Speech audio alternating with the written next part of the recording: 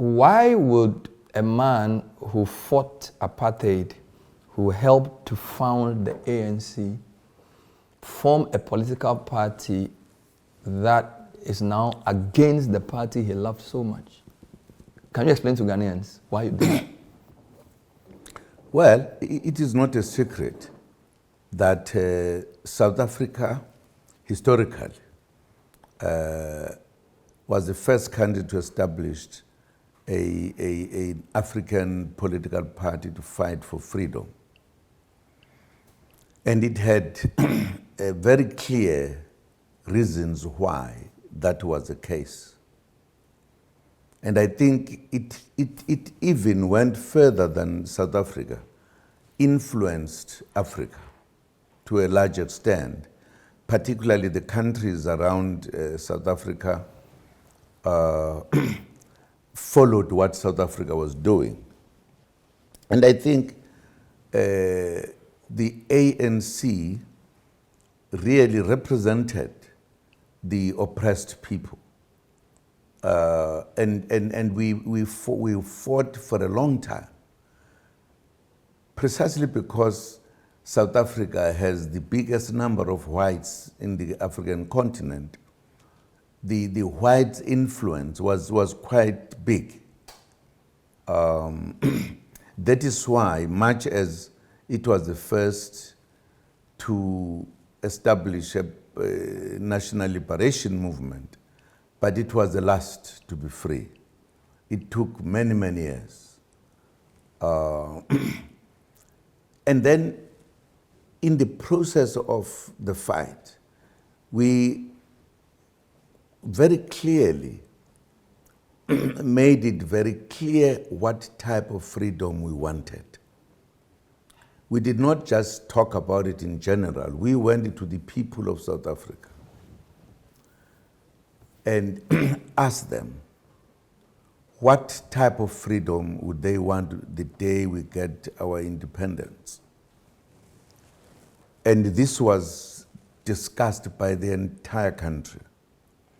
We finally, the people emerged with a document called the Freedom Charter, which represents the views and the wishes of the South African people, the oppressed. And the document is still there. Our white government charged the leaders with treason for that document, where they thought it was moving against their own interests. And finally, they were proved by court that that document was absolutely correct. And that document says a lot about the land, about the wealth of the country, and everything. When we took over the country, we have not been able to implement that document. Now, that is first disappointment to the people of the country who had said to this organization, this is what we want. And the organization agreed that that was true.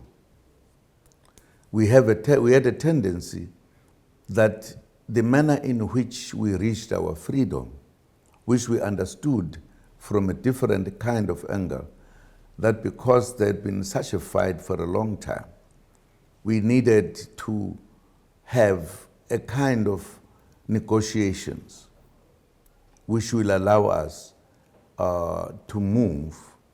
And the first point was, because we've been fighting for so long, we needed to get used to work together. That's why we had something called the what we call the government of national unity.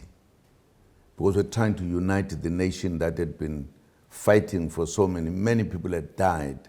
Some died in prison, blah, blah, blah. But the belief was, once we finished the first term, the ANC then would take over, which indeed happened. Now, that's when it was supposed to implement its program, but it did not. This is the ANC under Mandela? That is starting from Mandela. From Mandela, Mandela only was in charge of the country for one term, which was the government of national unity. So he did not have to do any much things, except certain things. But thereafter, we're supposed to change and implement the will of the people that it had given us, that said to us, once you get free, there must be everything of what is in the Freedom Charter, right? It did not happen.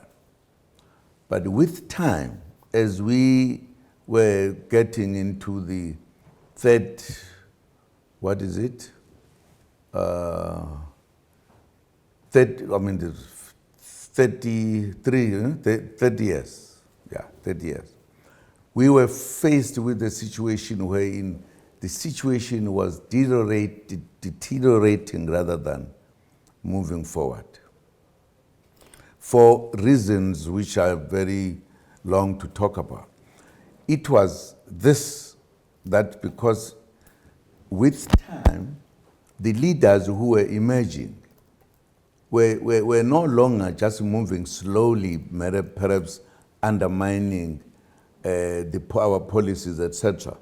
They were actually galloping to change and did not move the way we've been moving, wherein they were now moving away from the policies of the ANC, no longer talking about what the ANC stands for. In fact, quite a number of them being very friendly to those who were oppressing us before. But let me just get this timeline straight. So Mandela is president from 94 to 1999.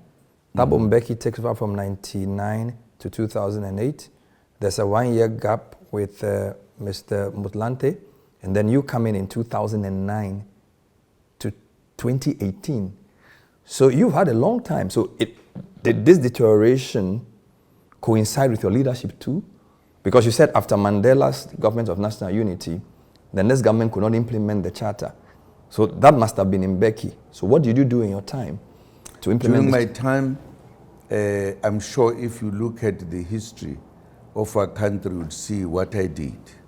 I did make attempts to implement what I believed needed to be implemented. You must also be aware that I could not finish my last term. I was, in fact, pushed out because the feeling was that I would be maybe doing a little bit more than what I had done.